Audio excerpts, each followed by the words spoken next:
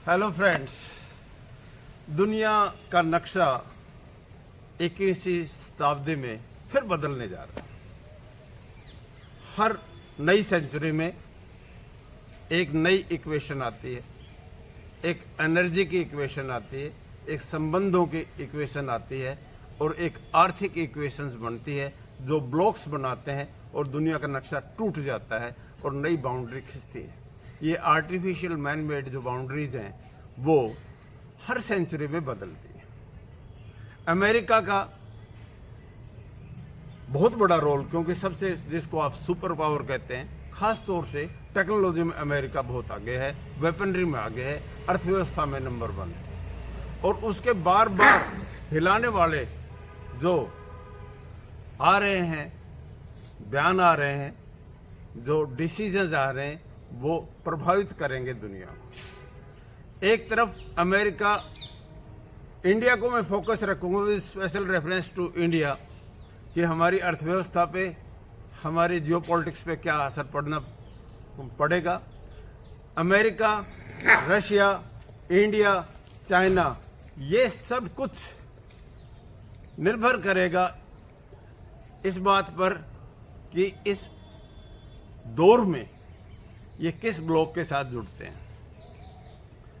20 साल की मेहनत के बाद इंडो अमेरिका बहुत अच्छे रिलेशंस में आ गया था और अमेरिका दुनिया का सबसे बड़ा इकोनॉमिक पार्टनर हो गया था इंडिया का। पहले चाइना था और बाद में अमेरिका। ये कमाल की बात है, जो हमारे साथ हमको धौंस भी दिखाते हैं, हम इकोनॉमिक पार्टनर सबसे ज़्यादा उन्हीं वहीं के हैं। एक और बात, इससे भी बड़ी बात, वो है चेंजिंग पैटर्न। हर थोड़े से समय के बाद नई चीजें आने शुरू हो जाती हैं। 2-3 जगह बड़ी छेड़छाड़ जो चल रही है इस समय, बड़े वार भी चल रहे हैं, यूक्रेन और रशिया का।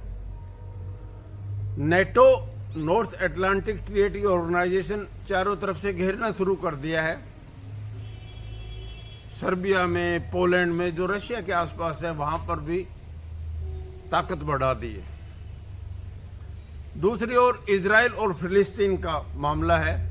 इजराइल पूरी तरह से गाजा पट्टी के ऊपर पूरा कब्जा बनाना चाहता है, ऑक्युपाई करना चाहता है, और हमास के साथ जो उनका टकराव है वो पता नहीं किस तरफ जाएगा।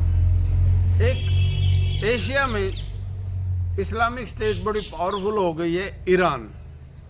वो भी बार बार अपने तरीके से न्यूक्लियर एक्सपेरिमेंट करना चाहता है। और एक कंट्री है हमारे बिल्कुल पड़ोस में जिसको पाकिस्तान कहते हैं। पाकिस्तान का मैं बार बार ये कहता हूँ कि बिगेस्ट सोर्स ऑफ पाकिस्तान है वो उसकी लोकेशन है। मिडल एशिया में और सेंट्रल एशिया में अमेरिका का प्रभुत्व होने की वजह से पाकिस्तान के कंपल्सन भी हैं। जैसे हमारी अब छेड़छाड़ हुई तो अमेरिका का रोल बहुत ज़्यादा बढ़ गया और हमको सीज फायर करना भी पड़ा है। सो पाकिस्तान फैक्टर को भी हम इग्नोर नहीं कर सकते। यानी बड़ी सीधी सच्ची ये बात है, और दुनिया का आलम ये है कि टकराव को रोक नहीं सकते, क्योंकि आर्थिक प्रभुत्व चाहिए, जमीन चाहिए। टेक्नोलॉजी जो शिफ्ट हो गई है दूसरी जगह, वो सहन नहीं होती, वो अपने काम करेगी। अब दुनिया की अर्थव्यवस्था में हिंदुस्तान आगे बढ़ रहा है। हिंदुस्तान की एक, जिसको कहेंगे, पूंछ भी बढ़ गई है, यानी रिकॉग्नाइज हो गया है हिंदुस्तान। 5वीं से 4थी, 3री अगर बड़ी अर्थव्यवस्था होती है तो ये आंख में जैसे कुनक होता है उसकी तरह से रड़कने लग जाता है। चाइना के हमारे साथ रिलेशंस हैं, वो खट्टे मीठे हैं, सबको ही पता है, और कोई भी ताकतवर पड़ोसी होगा उसके साथ ऐसे ही होंगे। नेपाल डिस्टर्ब हो गया, बांग्लादेश डिस्टर्ब हो गया, श्रीलंका डिस्टर्ब हो गया, म्यांमार डिस्टर्ब हो गया, यानी हिंदुस्तान के चारों तरफ चीज़ें सुलग रही है। पाकिस्तान और अफगानिस्तान हमेशा सुलगता ही रहता है। यानी अगला हॉट बेड कहीं एशिया ना हो जाए, तकलीफें बहुत बढ़ जाती हैं। 70 के दशक में हिंदुस्तान ने एक बहुत बड़ा काम कर लिया था, न्यूक्लियर एक्सपेरिमेंट कर लिया था और जिसकी वजह से हिंदुस्तान आणविक शक्ति की वजह से आज टिका हुआ स्टेबिलिटी है, हिंदुस्तान की इंटीग्रिटी इकट्ठी है, कोई धौंस नहीं जमा सकता। लेकिन फिर भी आर्थिक कारण हमारे ऐसे हैं और मजबूत होना। हमारी पॉपुलेशन बड़ी है, इकोनॉमी भी ग्रो कर रही है, बहुत अच्छी टेक्नोलॉजी में हम ठीक है, लेकिन इसको स्थिरता देना बड़ा ज़रूरी है। बीच बीच में जो होते रहते हैं, जो हमको चुस्त बनाते रहते हैं, ये बार बार चाहे कुछ भी हो, हिंदुस्तान को अब कोई रोक नहीं सकता। देखिए, मैं 10 चीज़ें गिना देता हूँ। हिंदुस्तान में फूड सिक्योरिटी, हम फूड सरप्लस है, बहुत सारे देशों को अनाज भी बेचते हैं, बहुत ही ज़्यादा थे। दूसरा, हिंदुस्तान डिजिटल हो गया, टेक्नोलॉजी में हम बहुत अच्छी तरह से आगे हो गए। कुछ हमको बड़े ताकतवर सर्च इंजन बनाने होंगे जिसकी क्षमता हम, जैसे यूट्यूब है, फेसबुक है, AI में हम काम करने लग गए हैं और हो सकता है बहुत जल्दी हम एक अच्छे जगह पर आ जाएंगे। चौथी बात आर्टिफिशियल इंटेलिजेंस है, उसमें बहुत बड़ा काम हो रहा है।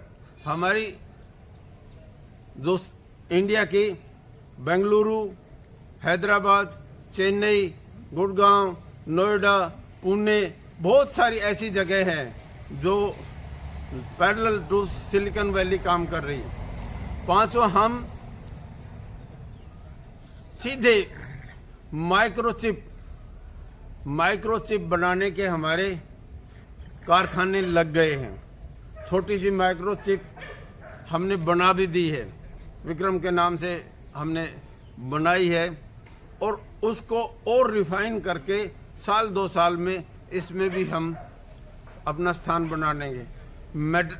छठी बात, मेटलर्जी में, मैकेनिकल में, चाहे कार हो, चाहे लॉजिस्टिक का हो, चाहे इलेक्ट्रॉनिक्स हो, चाहे इलेक्ट्रिकल्स हो, कुछ भी साजो सामान हम देश में, यानी जिसको स्केल्टन कहते हैं, हिंदुस्तान लोहे के उत्पादन में, स्टील के उत्पादन में, एल्युमिनियम के उत्पादन में बहुत बड़ा स्थान रखता है। और 7वीं बात, टेक्सटाइल उद्योग हमारा ये ताकतवर चीज़ है। पहले हम कॉटन को बाहर सीधा एक्सपोर्ट करते हैं, हमारा टेक्सटाइल बहुत ताकतवर उद्योग हो गया। फार्मास्यूटिकल, दवाइयों का दुनिया में हम नंबर 1 है। हालांकि जो प्रोसेसिंग पार्ट है, जो रॉ मटेरियल हम बहुत सारा अपना चाइना से इंपोर्ट करके बनाते हैं, लेकिन इंडिजीनियस हम ताकत रखते हैं। 9वीं बात है कि हमारी टेक्नोलॉजी में हमारा युवा है वो दुनिया के टक्कर है। Indian brain is mathematical, Indian brain is scientific, Indian brain is vibrant. Bharat का एंटरप्रेन्योरशिप है, इन्वेस्टमेंट करना जानता है, सेविंग हमारी बड़ी है।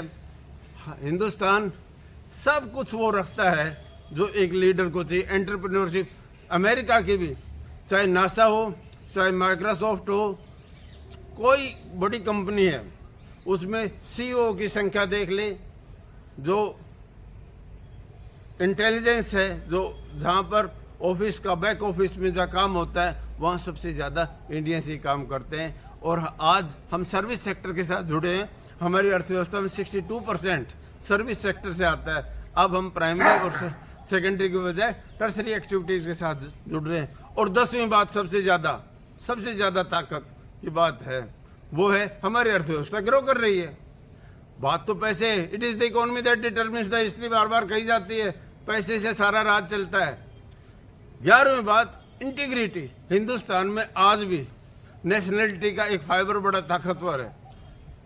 हम इकट्ठे हैं, जब भी हमारा छोटा मोटा संकट जब भी आता है, हिंदुस्तान इकट्ठा हो जाता है। यूनिटी इन डाइवर्सिटी हिंदुस्तान की बड़ी ताकतवर। हर तरह के पेड़, हर तरह के पशु, हर तरह की बोलियां, हर तरह के ड्रेसेस, हर तरह के फेस्टिवल्स है हिंदुस्तान में, जो एक खूबसूरत गुलदस्ता बनाता है। और हमारा फाइबर जो इंटीग्रेशन का, वो बड़ा ताकतवर है। तो हिंदुस्तान को कोई रोक नहीं सकता। Hindustan, the place of India in the global politics, वो बहुत ऊपर बढ़ गया। हम ठीक है कि बराबर में हमारे चाइना है जो हमसे ज़्यादा ग्रो कर गई, लेकिन चाइना में डेमोक्रेसी नहीं है।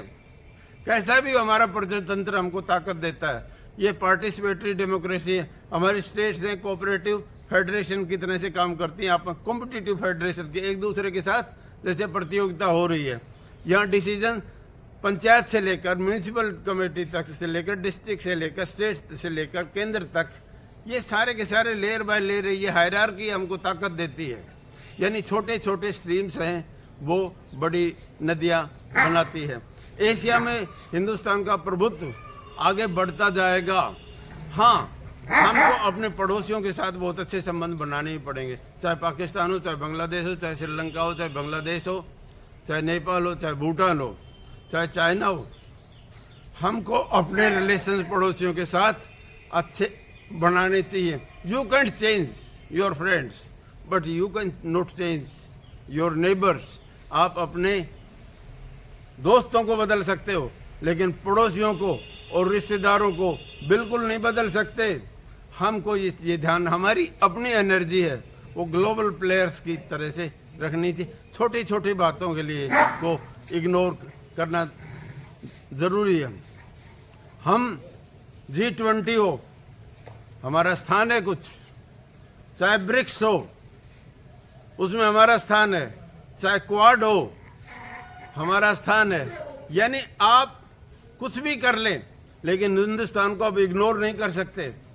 जो चाहते हैं कि रशिया रुके, जो चाहते हैं जापान रुके, जो चाहते हैं चाइना रुके, जो चाहते हैं मिडल ईस्ट में हमारा प्रभुत्व चाहिए, उनको सोचना पड़ेगा कि हिंदुस्तान के साथ कितने अच्छे संबंध बनाए रखें। हिंदुस्तान का प्रयोग है उसको अब इग्नोर नहीं किया जा सकता। इसीलिए अब एक और एक बात रह गई है, एकजुटता से हमको कम से कम 10-20 साल और ज़्यादा मेहनत करनी चाहिए। हमको वर्ल्ड स्टैंडर्ड के इंस्टीट्यूट बनाने होंगे, वर्ल्ड स्टैंडर्ड की टेक्नोलॉजी हमारे पास आ जानी चाहिए। ग्लोबल हमारा प्लेस है, उसमें जो फ्यूचरिस्टिक प्लान्स हैं उनको आगे बढ़ाना ही होगा। फिर मैं दोबारा से कहता हूँ, हिंदुस्तान को इग्नोर नहीं किया जा सकता। हिंदुस्तान फूड सिक्योरिटी में ठीक है, IT में ठीक है, आर्टिफिशियल इंटेलिजेंस में ठीक है, माइक्रो चिप हम बना रहे हैं, हमारे पास एक डेमोक्रेसी है, डिजिटल इंडिया हो गया है, वाइब्रेंट हिंदुस्तान है, मेहनती आदमी है, यंग इंडिया है और ग्लोबल पोजीशन में हमारी शक्ति बढ़ती जा रही है। और हम बहुत पहले से ही न्यूक्लियर पावर हो गए थे, अब उसको पीसफुल यूज़ की तरह से हम यूज़ भी कर रहे हैं। हमारे छोटी छोटी जो बातें हैं उनको भूलकर हमको एक दुनिया में अपना और ऊंचा स्थान बना देना चाहिए। जय हिंद।